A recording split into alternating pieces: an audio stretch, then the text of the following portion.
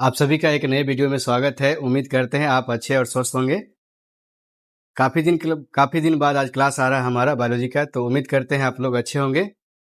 कुछ कारणवश थोड़ा लेट हो जाता है। तो चलिए आज हम लोग पढ़ेंगे क्लास 10th का चैप्टर 3 जो है क्या कहते हैं भारतीय भवन के हिसाब से, वो आज हम पढ़ेंगे। एनसीईआरटी में हम लोग अगर पढ़ते हैं तो ये एक ही चैप्टर के अंतर्गत एक टॉपिक के रूप में पढ़ना पड़ता है। और यहाँ अगर हम लोग पढ़ते हैं ये भारतीय भवन के हिसाब से, क्लास 10th का बायोलॉजी जो है भारतीय भवन के हिसाब से, उसमें आपका चैप्टर 3 जो आपका चैप्टर का नाम जो है वो आपका परिवहन है। चलिए आज हम देखेंगे परिवहन में क्या क्या चीज पढ़ना है और क्या क्या इसमें क्वेश्चन आते हैं बिहार बोर्ड में क्लास 10th में। हर एक चीज को बारीकी से देखेंगे। आप लोग अंत तक बने रहेगा, उम्मीद करते हैं समझ में आएगा। चलिए बढ़ते हैं। तो परिवहन में हम लोग देखेंगे सबसे पहले परिवहन है क्या चीज।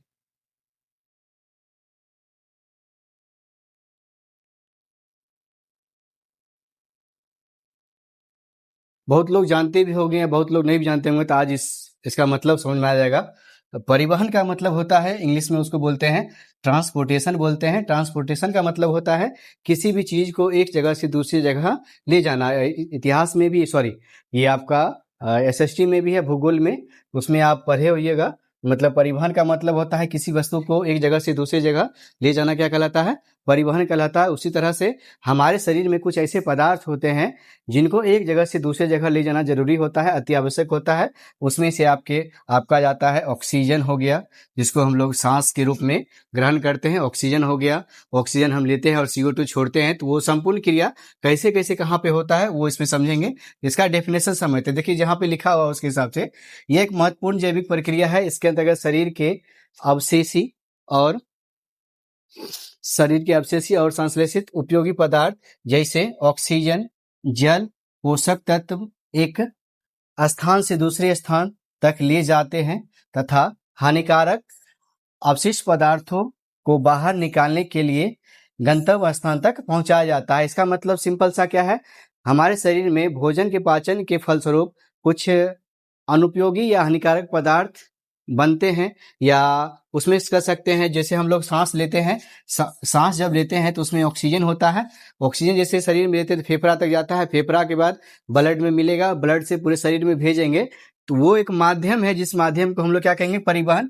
परिवहन एक ऐसी प्रक्रिया है जिसके माध्यम से हमारे शरीर में कुछ पदार्थ, उपयोगी और अनुपयोगी पदार्थों को उनके गंतव्य स्थान तक पहुंचाया जाता है, या जहां जरूरत होता है वहां तक उसको पहुंचाया जाता है। सिंपल भाषा में ये आपका है एक ऐसी प्रक्रिया जिसमें उपयोगी पदार्थों को उनके मतलब गंतव्य स्थान तक पहुंचाना और हानिकारक जो पदार्थ हैं उनको शरीर से बाहर निकालने के लिए जो अंग बने हैं वहां तक पहुंचा देना है। सिंपल सा है।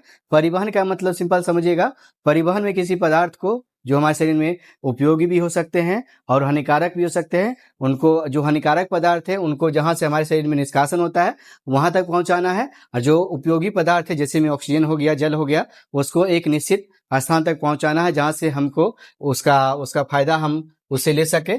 ठीक है, तो ये उम्मीद करते हैं ये वाला जो है परिवहन का मतलब समझ में आ गया होगा। चलिए आगे देखते हैं। आगे क्या है, इस चैप्टर में जो जो पढ़ना है उसके बारे में दिया गया है। जंतुओं में परिवहन, यानी कि मतलब जितने भी जीव होते हैं उसमें सारे में परिवहन के बारे में इस चैप्टर में हमको मेनली पढ़ना है। तो इसमें क्या क्या पढ़ना है, पहला क्या आपका समझते हैं। पहला, परिवहन का महत्व। परिवहन का महत्व मतलब कोई भी चीज हमारे जीवन में है उसका क्या महत्व है। तो ये क्या करता है, भोजन, ऑक्सीजन का वितरण करता है। यानी कि भोजन जो हमारे शरीर में हम लोग खाते हैं उसके बाद एनर्जी बनता है, तो एनर्जी को पूरे शरीर में ट्रांसफर किस माध्यम से होता है, आपका परिवहन के माध्यम से। आगे है आपका अपशिष्ट पदार्थों को उत्सर्जन अंगों तक पहुंचाया जाता है। यानी कि जो खराब चीज है हमारे शरीर में जो बनता है या जो बच जाता है उसको उत्सर्जन, यानी कि जो अगले चैप्टर में हम लोग क्लास 10th का जो अगला चैप्टर है उत्सर्जन जो है उसमें हम लोग पढ़ेंगे। तो मतलब अपशिष्ट पदार्थ जो हैं, जो हानिकारक पदार्थ हैं, उसको शरीर से बाहर निकालने के लिए वहां तक पहुंचाना। आगे है हार्मोनों का संचार, यानी कि हार्मोन हमारे शरीर में जो मतलब किसी भी चीज के लिए उत्तरदायी होते हैं, जैसे में क्या कहते हैं, दाढ़ी आना और मतलब शरीर में कुछ अचानक सा परिवर्तन आना, उसमें हार्मोन मतलब जीवार होता है उसका, तो उसको शरीर के सभी भागों तक पहुंचाना। इसका है शरीर का तापमान एवं जल का संतुलन बनाए रखना। आगे आपका रोग प्रतिरोधक क्षमता में सहायक करना। इसमें ब्लड में हम लोग पढ़ेंगे रोग प्रतिरोधक, यानी कि एंटीबॉडी, मतलब कह सकते हैं प्रतिरोधक क्षमता। हमारे शरीर में जब भी कोई बीमारी हमारे शरीर में प्रवेश करेगा तो उस समय वो उसमें काम करेगा, वो आपका रोग प्रतिरोधक क्षमता वो कहलाता है आपका। आगे इसमें पढ़ना है मेन हमको परिवहन तंत्र। परिवहन तंत्र समझते हैं, परिवहन तंत्र क्या है? वैसा तंत्र जिसके माध्यम से किसी भी चीज को एक जगह से दूसरी जगह पहुंचाया जाता है, उसे हम क्या कहेंगे? परिवहन तंत्र कहेंगे। जंतुओं में भोजन, गैसों और हार्मोनों और अवशिष्ट पदार्थों का एक स्थान से दूसरे स्थान पहुंचाना क्या कहलाता है? परिवहन कहलाता है। यानी कि जीव जंतुओं में किसको पहुंचाना है? भोजन, गैस, हार्मोन और अवशिष्ट पदार्थों को एक स्थान से दूसरे स्थान जब ले जाया जाएगा, जिस विधि से, वह विधि हमारा क्या कहलाएगा? परिवहन। उसमें आता है आपका परिवहन तंत्र, जिसके परिवहन समझ में आ गया होगा। इस चैप्टर में जो पढ़ना है, यानी कि परिवहन तंत्र हमको मेनली पढ़ना है। और उसके बाद क्या है आपका हृदय की संरचना मनुष्य में जो होता है वो सारा हम लोग स्ट्रक्चर के साथ पढ़ेंगे। और हृदय संरचना पढ़ने से पहले हम लोग रक्त के घटक पढ़ेंगे, जिसमें आपका आरबीसी, डब्ल्यूबीसी और प्लेटलेट्स आएंगे, प्लाज्मा भी आएगा, लसिका भी आएगा। उसके बाद है आपका रक्त परिसंचरण का मार्ग हम लोग पढ़ेंगे A to Z, मतलब शुरू से लेकर कुछ। यहाँ पे हम ये चैप्टर का इंट्रोडक्शन है, उसमें समझ रहे हैं परिवहन के अंग। पहला हम लोग पढ़ चुके हैं, परिवहन का महत्व पढ़ा दिए हैं। परिवहन क्या है, परिवहन का डिफिनेशन हम बता दिए हैं। उसके बाद परिवहन के अंग है, जैसे एक आपका हृदय, मेन आपका क्या है? हृदय है। उसके बाद हृदय में जो काम करता है, जो किसी भी चीज को एक जगह से दूसरी जगह ले जाता है, एग्जाम्पल में आपका क्या हो जाता है? ऑक्सीजन बोल सकते हैं, ये ऑक्सीजन तो ही है। उसमें आपका रक्त वाहिकाएं, जिसमें ब्लड वेसल्स आएगा, जिसमें धमनी, सीरा और केशिका। हमारे शरीर में तीन तरह के नसें पाए जाते हैं, जिसमें आपका एक धमनी हो गया, सीरा हो गया और तीसरा केशिका। तो हर एक चीज को हम इस चैप्टर में आसानी से और सरल भाषा में समझेंगे। आप लोग अंत तक बने रहिएगा। इस चैप्टर में ये आपका इंट्रोडक्शन पेज था, जिसमें आपका सारा चीज हमको इसमें पढ़ना है। तो इसमें परिवहन के बाद, परिवहन में समझ में आ गया होगा, वो ऐसी प्रक्रिया जिसमें किसी वस्तु या किसी चीज को एक स्थान से दूसरे स्थान पहुंचाया जाता है, वो क्या कहता है? परिवहन। हम लोग वस्तु की बात करेंगे एसएसटी में, और यहाँ बात करेंगे ऑक्सीजन, जल की बात करेंगे। उसमें आगे आपका आता है परिवहन तंत्र। चलिए, ट्रांसपोर्ट सिस्टम, जिसे हम बार बार बताया है, ये कंप्यूटर में सिस्टम बनाने के लिए कीबोर्ड, माउस जरूरत पड़ता है। उसी तरह से बहुत सारे अंग इसमें मिलेंगे, तो हमारा क्या बनेगा? तंत्र बनेगा। जैसे वैसा तंत्र जिसके माध्यम से ऑक्सीजन, जल और हार्मोन को एक स्थान से दूसरे स्थान तक पहुंचाया जाता है, उसे हम लोग क्या कहते हैं? परिवहन तंत्र। या वैसा वह जैविक प्रक्रिया जो जीवों के शरीर में आवश्यक पोषक तत्व जैसे ऑक्सीजन, जल और हार्मोन को एक स्थान से दूसरे स्थान तक पहुंचाया जाता है, उसे हम लोग क्या कहते हैं? परिवहन तंत्र कहते हैं। समझ में आ गया होगा? नहीं आएगा तो फिर से बोल रहे हैं एक बार, लास्ट बार। वैसा तंत्र जिसके माध्यम से शरीर के आवश्यक पोषक तत्व जैसे ऑक्सीजन, जल और हार्मोन को एक स्थान से दूसरे स्थान तक पहुंचाया जाता है, उसे क्या कहते हैं हम लोग? परिवहन तंत्र, यानी कि ट्रांसपोर्ट सिस्टम कहते हैं। तो दो चीज हम अभी तक समझे हैं, पहला क्या है? परिवहन क्या है, दूसरा परिवहन तंत्र। उम्मीद करते हैं ये दोनों समझ में आ गया होगा। चलिए आगे चलते हैं। आगे क्या है आपका? जंतुओं में परिवहन। सबसे पहले क्या आता है इसमें? पूछा जाता है जंतुओं में परिवहन, पेड़ पौधों में परिवहन। सबसे पहले इसमें हमको पढ़ना है, इसमें छोटा सा ही रहता है टॉपिक वाइज में। तो क्या है आपका? पेड़ पौधों में परिवहन। पेड़ पौधों में जैसे हम लोग में परिवहन होता है, परिवहन में क्या था आपका? ब्लड को एक जगह से दूसरे जगह पहुंचाया जाता है, उसी तरह से इसमें क्या है आपका? पेड़ पौधों में जल और खनिज लवण का परिवहन होता है। तो परिवहन कैसे होता है, किन किन माध्यम से होता है और किसके किसके द्वारा होता है, तो वो हम लोग समझेंगे। पहला क्या आपका यहाँ पूछा जाता है, मतलब पेड़ पौधों में परिवहन दो तरीके से होता है। पहला क्या है? एक जाइलम है, जाइलम यानी कि दो कोशिकाएं पाई जाती है पेड़ पौधों में, एक है जाइलम, दूसरा है फ्लोएम। तो पेड़ पौधों में दो तरीके से परिवहन होता है, यानी कि कह सकते हैं दो माध्यम से परिवहन होता है। आपका पहला माध्यम क्या है? जाइलम, और दूसरा माध्यम क्या है आपका? फ्लोएम। तो फ्लोएम और जाइलम में आपका क्लास 10th में अंतर पूछा जाता है बार बार, वो अंतर को हम लोग समझते हैं। तो जाइलम और फ्लोएम में अंतर क्या है, तो देखिएगा जाइलम और फ्लोएम है क्या चीज, ये कोशिका है जो पेड़ पौधों में पाया जाता है। जाइलम क्या करता है, जल की सहायता से, मान लीजिए एक क्या है, पौधा है, पौधा में ये एक है क्या है, जाइलम है, और ये जो कोशिका है इसको फ्लोएम बोल सकते हैं या फ्लोएम है। ये क्या करता है, जल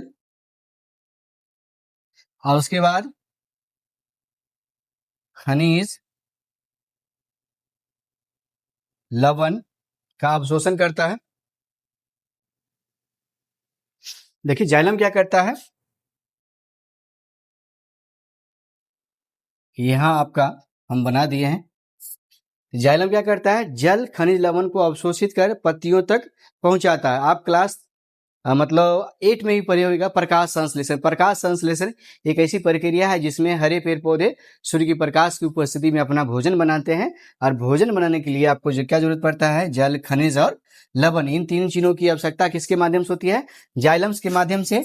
और जाइलम के माध्यम से जैसे मान लीजिए ये सब उसको मिल गया, पत्ती को मिल गया, पत्ती मिलने के बाद वो क्या करेगा, भोजन बनाएगा। और भोजन का परिवहन यानी कि याद रखिएगा, जल का परिवहन कौन करता है, जाइलम, और भोजन का परिवहन कौन करता है, प्रकाश संश्लेषण के बाद जो भोजन बना है किसमें, आपका पेड़ पौधों में, उसको एक जगह से दूसरे जगह पहुंचाने का काम कौन करेगा, फ्लोएम। इसमें आप समझ गए होंगे कि क्या आपका जाइलम और फ्लोएम क्या है। जाइलम और फ्लोएम एक कोशिका है जो पेड़ पौधों में क्या करता है, मतलब परिवहन का काम करता है। जैसे हम लोग के शरीर में क्या करता है, क्या ये है आपका धमनी और सीरा है, ये दोनों जो वेसल्स हैं, नसें जो हैं, क्या करती है, मतलब ब्लड का परिवहन करता है। उसे उसी तरह से सेम पेड़ पौधों में जाइलम और फ्लोएम जो कोशिकाएं हैं क्या करती है, परिवहन का काम करती है। तो हम लोग समझेंगे दोनों में अंतर क्या है।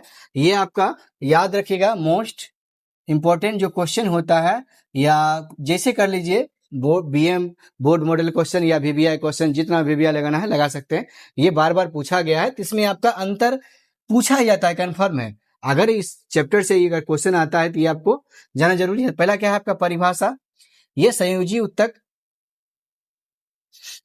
उत्तक जल और खनिज लवणों का परिवहन करता है। ये बना किसका है, संयोजी उत्तक का, जो एक तरह से रबर के टाइप होता है।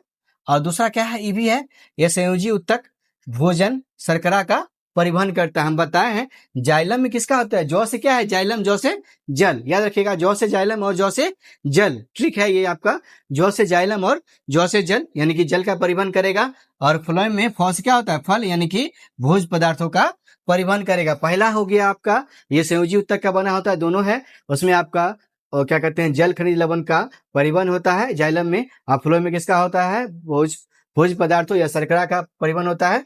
और उसके बाद है आपका जल एवं खनिज लवण, इसमें किसका परिवहन होता है, जल एवं खनिज लवण। उसके बाद क्या है आपका, इसमें भोज पदार्थ मुक्त क्या होता है, शर्करा का है। उसके बाद क्या है, परिवहन की दिशा में यानी कि बहाव कैसा है, इसमें क्या पूछा जाता है, एक दिशा में, क्या होता है, एक दिशा में, जड़ से पत्तियों की ओर, इसमें अंतर पूछा जाता है। याद रखिएगा, जाइलम में जल का परिवहन कैसे होता है, एक दिशीय होता है या द्विदिशीय होता है, याद रखिएगा, एक दिशीय होता है। एक दिशीय का मतलब क्या होता है, जल जो है पेड़ पौधा कहां से लेगा, हमेशा जमीन से ही लेगा, जमीन से लेगा तो क्या होगा, ये क्या होगा, जड़ से पत्तियों की ओर, याद रखिएगा। इसमें क्या है, परिवहन की दिशा में क्या होगा आपका, दोनों दिशाओं में क्या होता है, जैसे भोजन बना तो भोजन की जरूरत पेड़ पौधा के जड़ों को भी होगा, ना कि ऊपर वाले को पत्ती को होगा। पत्ती में तो ऑलरेडी बन ही रहा है, तो नीचे वाले को तना में भी जरूरत होगा, तो क्या होगा, इसमें क्या होता है, द्विदिशीय होता है। क्या होता है, द्विदिशीय, यानी कि इसमें जो फ्लोएम में जो आपका भोज पदार्थों का परिवहन क्या है, द्विदिशीय होगा। उसके बाद देखेंगे कोशिकाओं की प्रकृति, अधिकांश कोशिकाएं क्या होती है, मृत होती है, इसकी है किसकी, जाइलम की। अधिकांश कोशिकाएं जीवित होती है, याद रखिएगा इतना चीज, कम से कम आप मतलब ये 1 2 3 4 चारों चीज याद रखिएगा। इसमें भी आपका 1 2 3 4 चारों चीज आप इसमें याद रख सकते हैं।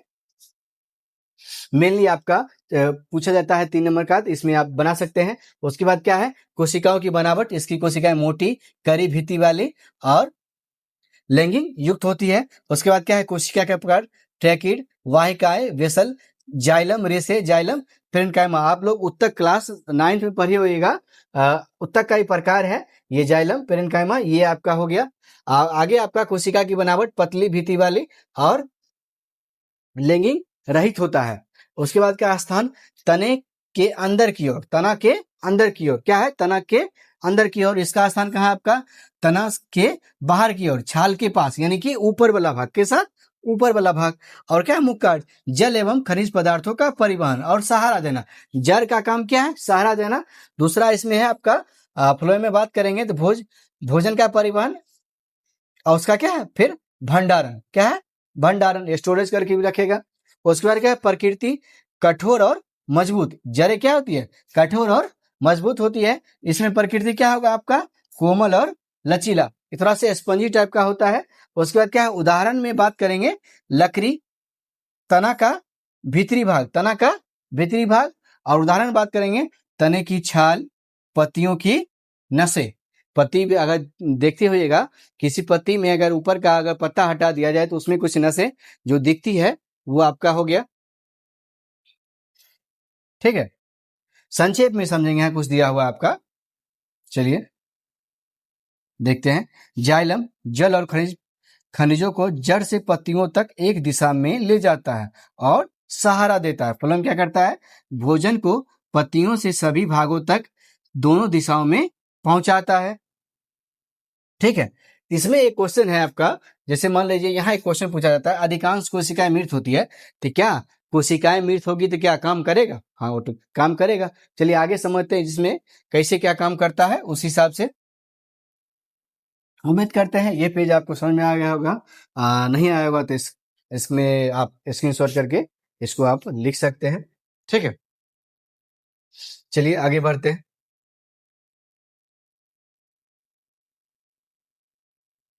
आगे आपका इसमें पूछा जाता है ट्रांसलोकेशन, जिसको हिंदी में स्थानांतरण कहते हैं। स्थानांतरण क्या है, स्थान में परिवर्तन।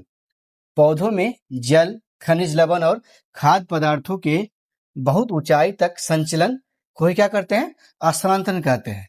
यानी कि मतलब पेड़ पौधों में जल, खनिज और खाद्य पदार्थों के ऊंचाई तक ले जाने की क्रिया को ही क्या कहते हैं, स्थानांतरण। दूसरी भाषा में समझेंगे, किसी भी चीज को एक जगह से, मान लो कोई वस्तु अगर यहाँ है तो वस्तु को यहाँ ले आएंगे तो उसमें क्या कहेंगे, उस वह स्थिति क्या कहलाएगा, हमारा स्थानांतरण कहलाएगा। स्थान में अंतरण, इस क्वेश्चन से अंतर, स्थान में अंतर क्या कहलाएगा, स्थानांतरण कहलाएगा। यानी कि जैसे मान लीजिए ऑक्सीजन हम लोग ने यहाँ रिसीव किया और फिर वहां यहाँ से उसको पहुंचा दिया, ये क्या हो गया आपका स्थानांतरण हो गया। ठीक है,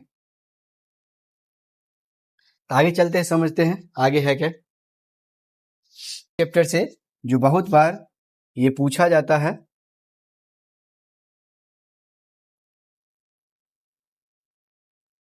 ठीक है, तो ये हम देखेंगे इसमें क्या क्या है। आपका वाष्पोत्सर्जन, जिसको ट्रांसपायरेशन बोलते हैं, ये बहुत लोगों को पता होगा। आज इसको इमेज के माध्यम से और जो लिखा हुआ सारा चीज उसके माध्यम से हम समझेंगे। वह प्रक्रिया जिसमें पौधों की पत्तियों से जल वाष्प के रूप में बाहर निकलता है, उसे क्या कहते हैं, वाष्पोत्सर्जन। जब कोई पेड़ पौधा जल को वाष्प के रूप में वायुमंडल में छोड़ता है तो उसे क्या कहते हैं, वाष्पोत्सर्जन कहते हैं। कोई भी पौधा पूरे दिन अपने वजन का, मतलब पूरे जीवन काल में लगभग अपने वजन का लगभग 100 गुना जल का वाष्पन करता है। जल क्या करता है, जैसे हम अभी जस्ट पढ़े पिछले अभी कुछ समय पहले ही, तो जाइलम क्या करता है, जल खनिज लवण को अवशोषित करता है और वो उसको वाष्प बना के वायुमंडल में छोड़ेगा, तो वो प्रक्रिया क्या कहलाएगा, हमारा वाष्पोत्सर्जन। वह प्रक्रिया जिसमें पौधों की पत्तियों से जल वाष्प के रूप में बाहर निकलता है। किसमें, जल किसके रूप में, वाष्प के रूप में। धुआं जैसे नहीं होता है ठंडार में मुंह से निकलता है, तो उस रूप में निकलता है, तो किसे क्या कहते हैं, आपका वाष्पोत्सर्जन कहते हैं। ठीक है, यह हो गया आपका। अब वाष्पोत्सर्जन की परिभाषा को देखेंगे।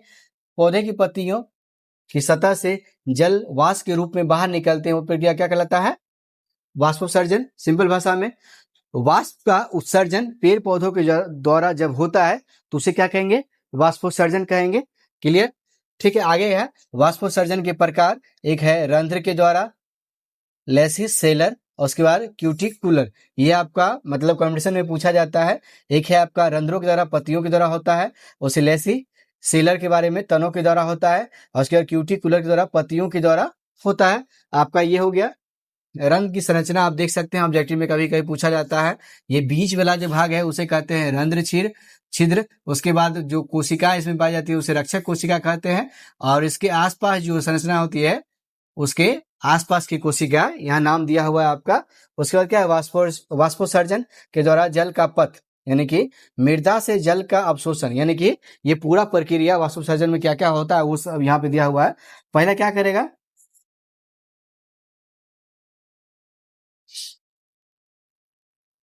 मृदा के द्वारा जल का अवशोषण करेंगे, जड़ों से रेशों से होकर जाइलम में प्रवेश, यानी कि जाइलम में प्रवेश करेगा जल, जाइलम द्वारा जल का ऊर्ध्वगमन, यानी कि ऊपर की ओर जाएगा। उसके बाद पत्तियों की सिराओं तक पहुंचेगा जल। उसके बाद क्या, रंध्रों से जल वाष्प के रूप में बाहर निकलेगा। वह क्रिया क्या कहलाता है, हमारा वाष्पोत्सर्जन कहलाता है। आप देखेंगे वाष्पोत्सर्जन का महत्व, इससे फायदा क्या है, यानी कि ये इंपॉर्टेंट क्यों है। जल का अवशोषण परिवहन सुनिश्चित होता है, पौधे का तापमान नियंत्रित रहता है, आगे आपका खनिज लवणों का ऊपर तक परिवहन होता है, आगे है आपका लास्ट में पत्तियों में ताजगी और दाब बना रहता है। ठीक है, उसके बाद है प्रभावित करने वाले कारक। तो इसमें क्या आएगा आपका, प्रकाश नहीं रहेगा, दिक्कत है। तापमान एक निश्चित चाहिए, आर्द्रता नमी भी चाहिए, वायु की गति भी चाहिए, रंध्रों की संख्या भी एक निश्चित होनी चाहिए। ये सब रहेगा तो वाष्पोत्सर्जन आसानी से हो जाएगा। वाष्पोत्सर्जन में मेनली आपका क्या है, पौधे के द्वारा जल को वाष्प के रूप में उत्सर्जित करना क्या कहलाता है, आपका वाष्पोत्सर्जन कहलाता है। इतना याद रखिएगा, आपका ये भी बहुत जरूरी क्वेश्चन है।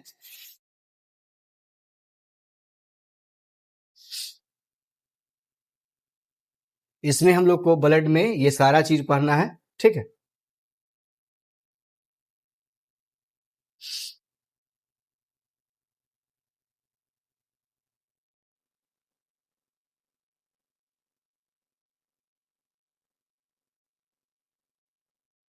चलिए अभी तक हमने जो भी पढ़ाया, जो भी पढ़े सब हम लोग मिलके, वो उम्मीद करते हैं आप लोग को समझ में आया होगा। नहीं समझ में आएगा तो कमेंट बॉक्स में जहाँ पे आपको नहीं समझ में आया तो आप बता सकते हैं। आज के लिए इतना ही, मिलते हैं अगले क्लास में। चलिए, धन्यवाद।